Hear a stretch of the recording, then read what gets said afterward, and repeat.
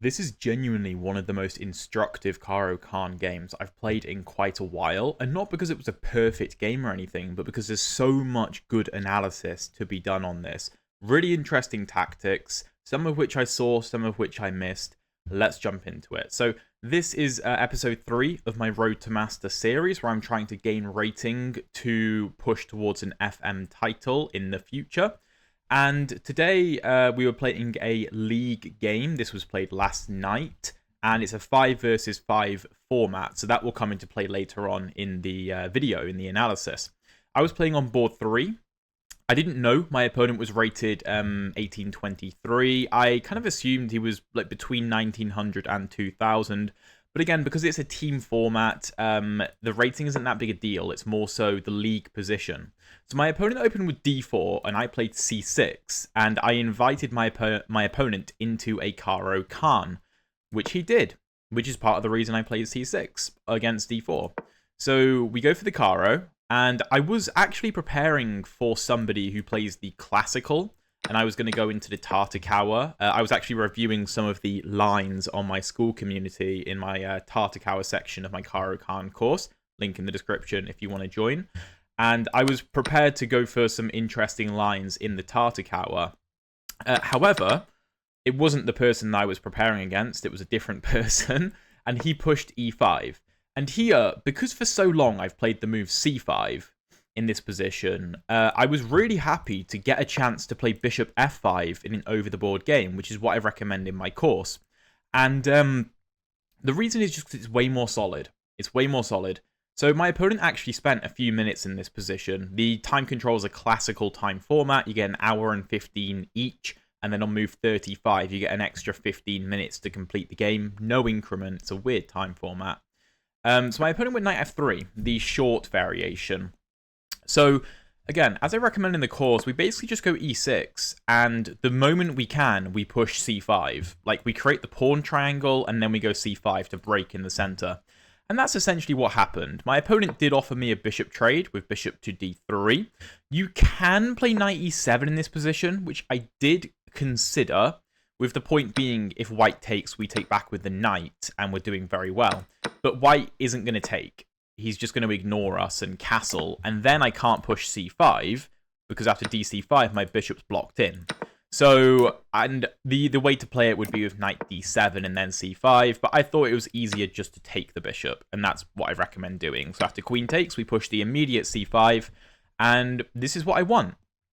Queen to b5 check here isn't a problem. We just go queen d7, blocking the check, defending b7, and we're just better. We're just better. So I went c5, my opponent went c3, defending his center. I went knight c6, applying more pressure to the center. And my opponent played a3.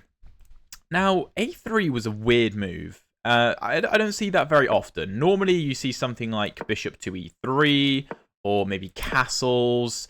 And after something like bishop to e3, I was going to play something like take, and like bishop e4 check, knight bd2, and knight e7, something like this. And this is an ideal sort of position to apply a lot of pressure to d4 and b2 with something like queen to b6 in the future, rooks to the c file. But my opponent went a3, and I did consider playing c4 and playing for like knight a5, knight b3. And basically trying to exploit the fact that white has pushed his a pawn so he doesn't defend the b3 square. I rejected this based on the fact that white can just go knight bd2, and then I can't play this. So that's kind of silly. And I think the engine actually, after knight e7, wants white to go something like rook b1. Maybe even try pushing the pawn and breaking on the queen side. I'm a bit unsure. But, okay, on a3, I decided instead to play this move queen to b6. Applying pressure to d4, applying pressure to b2. Preventing bishop e3 because I'll just take on b2 and the rook is going to be lost. So that was the plan with queen b6. And of course, if white takes, we always take back. And we've got pressure on f2, pressure on b2. We can maybe use the c4 square for the knight. e5 is weak. This is an ideal advanced variation. My opponent pushed d4. Sorry, not d4, b4. And here is the first very instructive moment. So I expected him to play this. I assumed that was the idea of pawn to a3 to push b4. I mean, otherwise, there's no... It doesn't do anything. So he pushes b4. Here I took on d4, and this is incorrect. This is just straight up incorrect. We're not losing. Like, you know, it's plus 0.3. We're not losing or anything. But it's not the best way to go. The engine actually wants c4. And this is very instructive. Because normally, this is not a good idea. But the point is, we play c4 with tempo. The queen gets kicked to, let's say, c2. That looks quite natural to me. We play a5. If this is taken, then I mean, we can take the pawn with like the queen. We have so much pressure on the a3 pawn. We can probably go like b5 as well and just stop any advancement of the pawn. So let's say, for example, castles, b5. I don't even know how white plays here. This knight can't develop properly. It can't come to d2 and b3 like it did in the game, which we'll see. And we just have a lot of pressure. White can't really start an attack on the king side very easily. I didn't consider this. I took, because I figured that after take, yes, white has some decent expansion on the queen side, but b5 is never a good move. So I played knight g to e7 here, which is the best move. b5 is never playable because of knight to a5, looking at the c4 square, in conjunction with a move like rook c8. This is very good for us. So b5 can never be played. And that's a common theme throughout the game, where b5 can't be played because of knight a5 coming into c4. And we'll see this towards the end of the game as well. And of course, a4 can never be played because the b4 pawn is just insanely weak, and we always play a5 to protect the knight. So the queenside pawns can't move. So I figured, okay, I know this knight wants to come to c5, either via c3, a4, c5, or d2, b3, c5. That's going to happen. I can't really prevent it. But there will be tactics. There will be tactics where I can try to undermine the b pawn. I can try to undermine the d pawn by like taking on e5 in certain lines, which I'll show you later. But we start with knight g to e7. And here my opponent castled. I went knight to f5, applying pressure to the d4 pawn. Here white needs to defend the d4 pawn. I thought he was going to play rook d1. To me, this looked like the best move, and it is the best move according to the engine.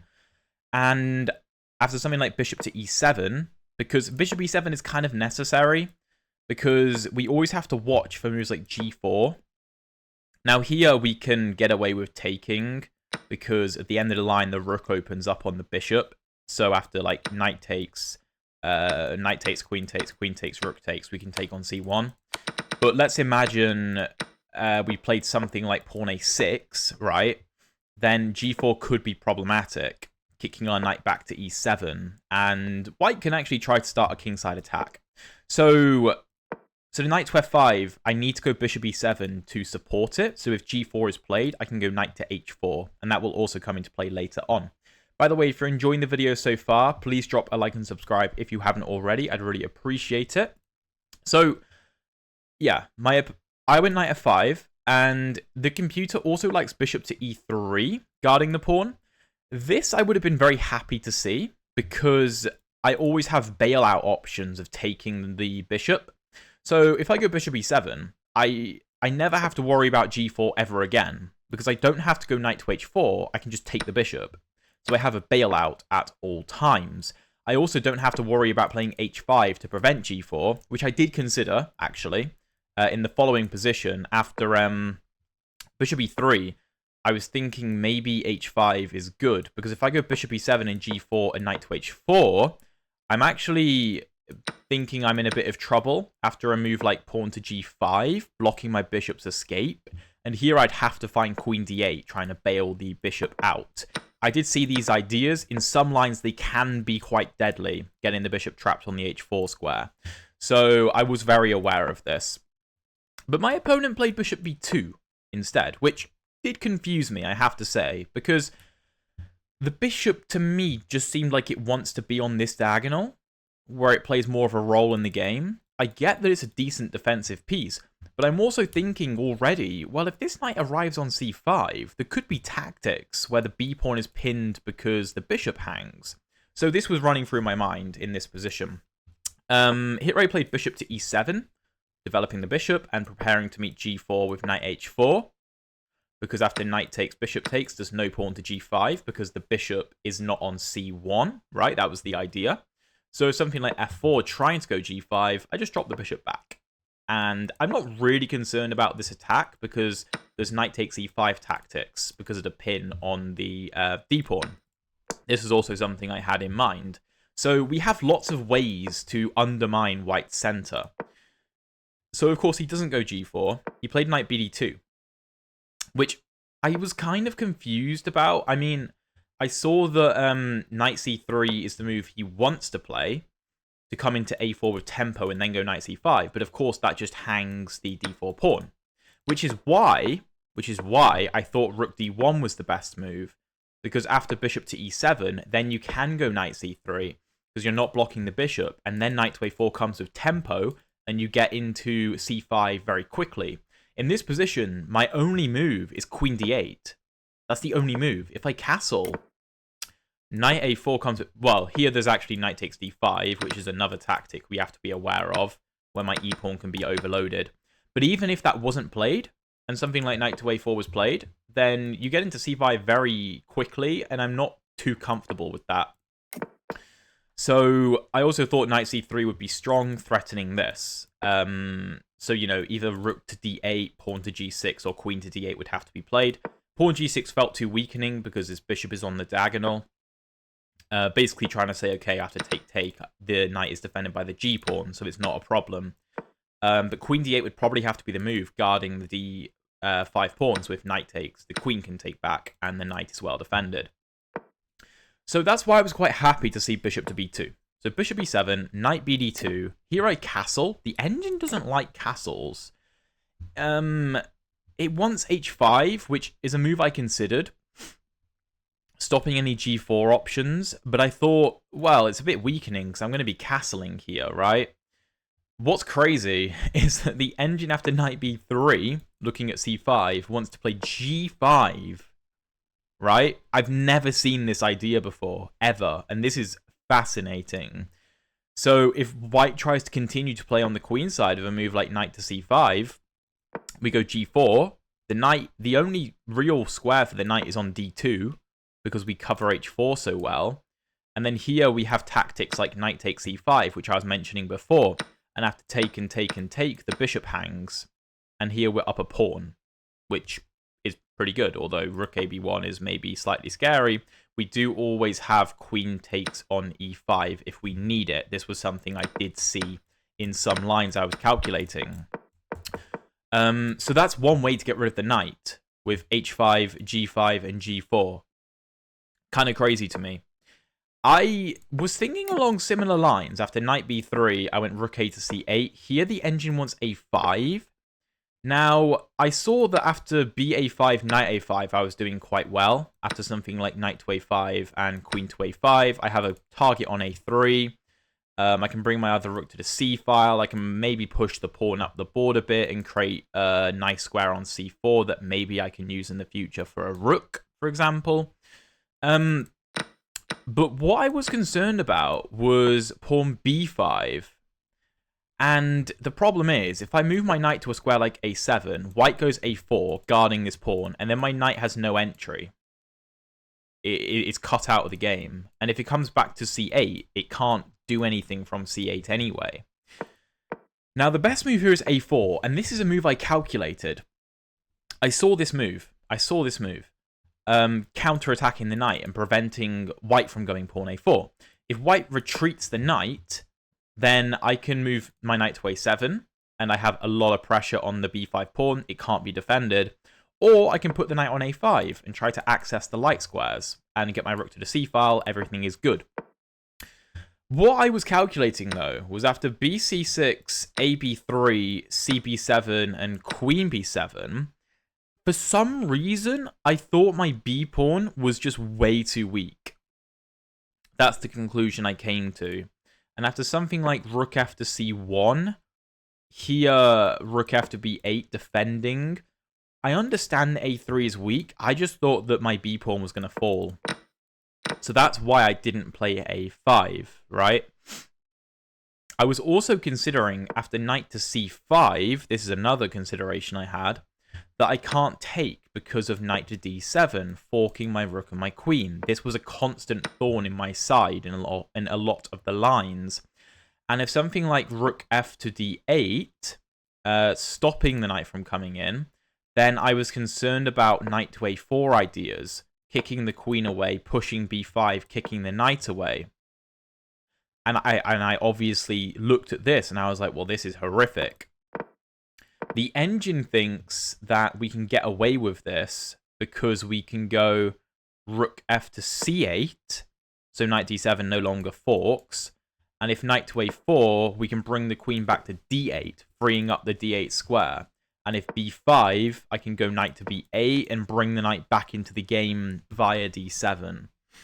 The engine says this is equal, but this is a weird position. This is weird. I also thought that a5 could be a massive target if white plays b6 at some point, because the bishop can target the pawn. Not in this position necessarily, but at some point. Therefore, I didn't play a5. I played rook a to c8. The engine doesn't like this. It actually wants me to play rook f to c8 if I'm not going to play a5, because I think it still wants to go a5, basically, which, again, I miscalculated. So rook a c8. My opponent goes rook f c1, which is not the best move. Again, a5 should be played for the same reasons. Here I went knight h4. And this was a move that when I played it, I thought was genius. And the reason being is that I'm trying to prevent knight c5. Because if knight c5 is played, I take on f3 with check, the queen takes on f3, and here I was looking at ideas like knight to e5 in certain lines, where if de5, bishop c5, rook c5, rook c5, bc5, and queen b2, and I'm trying to exploit the fact that the bishop is vulnerable on the b2 square. And if white ignores me, then this was one of the things that I couldn't quite wrap my head around, where white counterattacks my knight. I have to come into c4, allow him to fork my rook and my queen, and give him the exchange after something like knight takes and bishop takes. My knight is very strong, and it is covering the only open file, but I was struggling to evaluate this at several points in the game, actually. And I'll show you another one at some point. And I thought that after my opponent takes on h4, which he did, then after bishop takes h4, because my opponent didn't want any of the complications that I just showed you, I thought that this knight was a very good defender of e5 and d4, but particularly e5, because after something like knight c5, again, I wanted to find tactics with knight takes e5. In this position, it doesn't work, because after de5, if I go... Well, sorry, my bishop isn't on e7 to take the knight, right? That's the problem. So my opponent played g3, which is a move I was quite happy to see, because it just kicks me back to e7, which is where I want to be anyway. And here he continues with knight c5. And this was a difficult position for me to understand. I spent a while in this position because I was like, okay, knight d7 is a threat. I have to deal with it. If I take the knight, the engine likes this move because the pawn can't take because the bishop hangs. So if the rook takes, I'm perfectly happy with that. I'd already evaluated that this should be fine.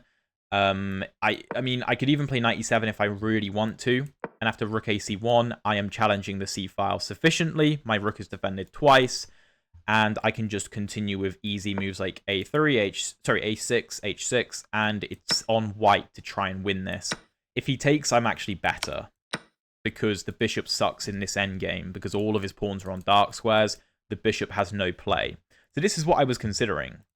However, I thought that if I take, then he will take with the d-pawn. And after queen to c7, he will simply defend his e-pawn. And then I have no play. And yes, I have a passed d-pawn, but it's never, ever going to move forwards. Here, the engine suggests moves like knight e7. And let's say white marches forward on the queen side, which is what I was expecting. It wants rook f d8. And after a move like rook a to c1, preparing b5, Here I have to go d4, sacrifice the pawn, and then play moves like knight f5. This pawn is just a permanent weakness. I didn't want this. I didn't want any part in this, to be honest. I thought this 3-on-2 was very scary. Therefore, I also didn't take the knight. Now, I was trying to calculate knight takes e5. And the point is, of course, that I'm covering d7. If white takes this, then I can go bishop takes c5. And after rook takes c5, I have rook takes c5, b takes c5, and queen takes b2. And after rook to b1, I can go queen e5, and after rook b7, rook c8, attacking the pawn. If rook a7, I can't take because of back rank mate, but I do have moves like h6 or g6, let's say g6 for example, to free up the square. If white tries to defend the pawn, I have some kind of perpetual check in some lines, but I could also try to play for a win, potentially. So this is what I was calculating, and I would have gone for it, but the problem was queen e2 again, and my knight is now under attack, and I spent a long time looking at knight c4, counter-attacking. Now the bishop is defended, and if white moves the bishop, for example, I just play, I don't know, rook f2 d8, stopping knight d7, and I'm just up a clean pawn, and I have a very strong knight.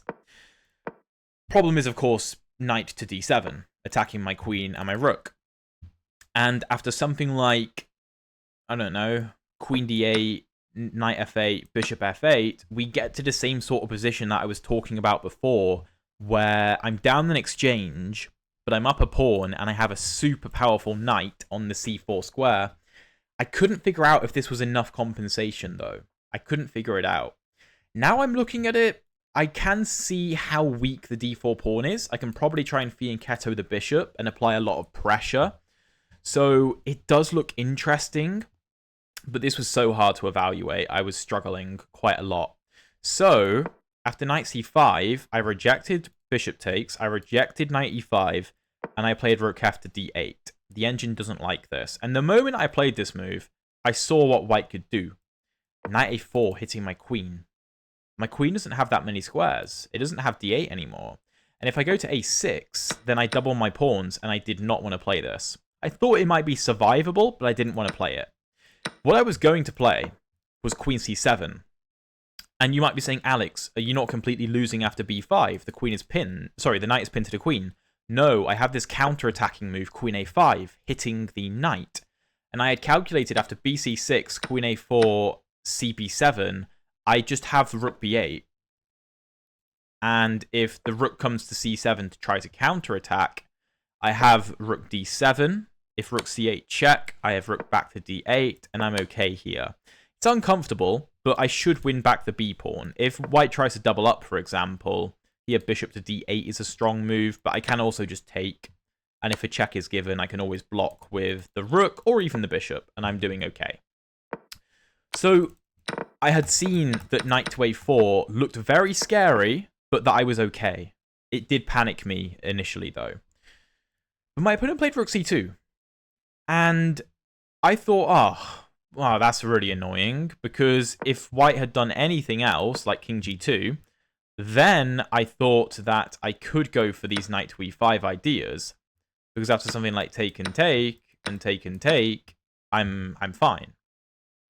The engine seems to think that after bishop c5, white is better after rook c2, and after bishop f8, I'm up a pawn, but bishop d4, and apparently white is better because of here,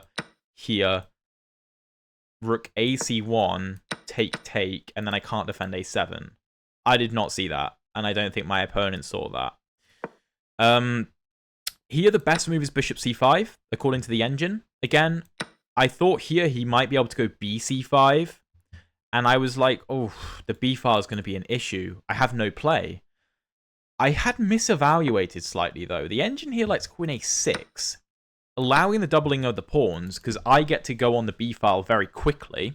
So let's say bishop to c3, stopping knight a5, knight c4, rook to b8, And this is actually quite good for us because we get to the b file first, and my knight is a perfect blockader of the pawn, and it just can't be removed because it's on a light square. I did not consider this. I just saw this position, and I was like, oof, if I go like queen c7, white is going to roll me on the b file. This sucks. And bishop c3 stops the knight from hopping into c4. If I can get the knight to c4, then I would play it. But I couldn't because the bishop would take. So, yeah. Therefore, I didn't take because I was scared about this. The engine prefers rook takes for white, but even here, I don't really understand why this is okay for black. Because if I take on c5, again, I'm concerned about like pawn takes, and again, this 3-on-2 really scares me. So it's difficult for me to evaluate this. I spent a while. I also tried to see if I could play a5, and I almost made it work. A5 is actually potentially a winning move for black. Because if white takes, then knight takes, and the knight comes into c4, and everything is good. If white pushes to b5, I was like, oh, now we can go knight e5 with tempo on the queen. And if this is taken, now we've removed both of the pawns defending the knight, and we can just take, and we're winning. Or we could just take... Well, I don't think we can take with the bishop, actually, because of this pin. But we're completely winning, right? And if queen to e2 now I have knight c4, and there's no knight d7 forking. And here I'm just completely winning. b5 is probably going to fall as well. If a4 is played, then take and we're up 2 pawns. Awesome.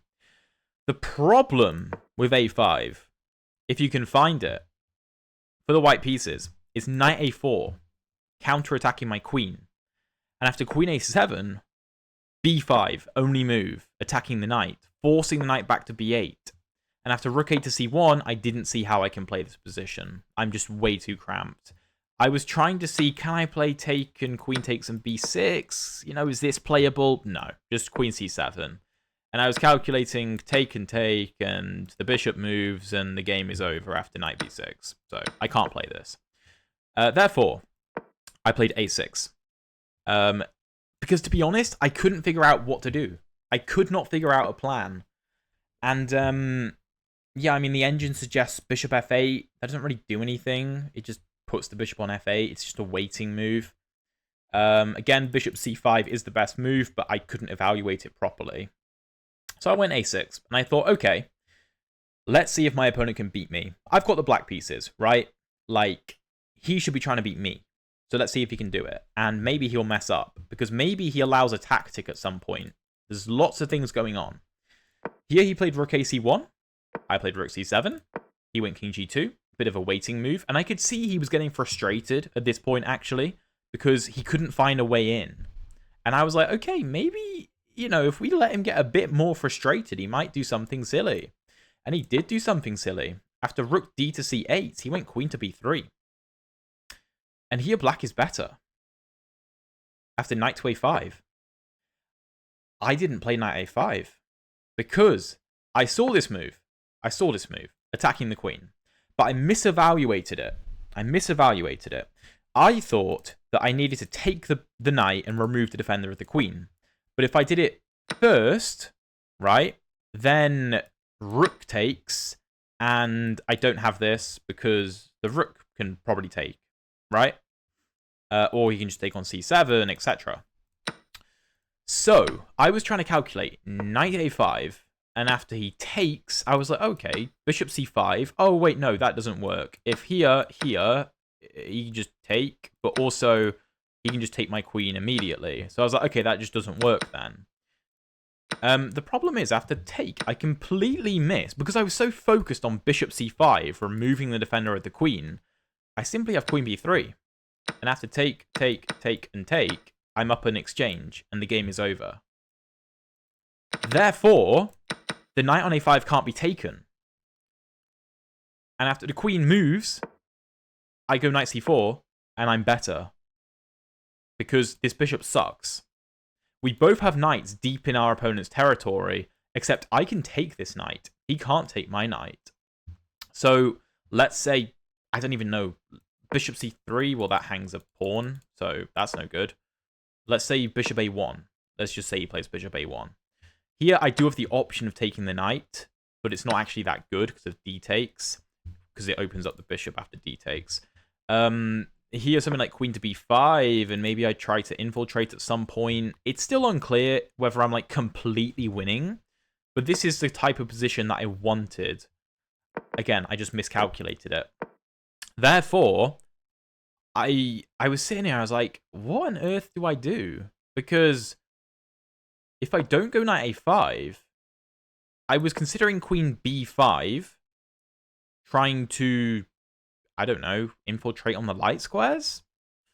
But I figured after queen to d3, I was like, well, I don't really want to trade here. Like, this doesn't do anything. If anything, I'm under pressure because white has an open c-file against me. Here, the engine suggests knight takes e5, funnily enough.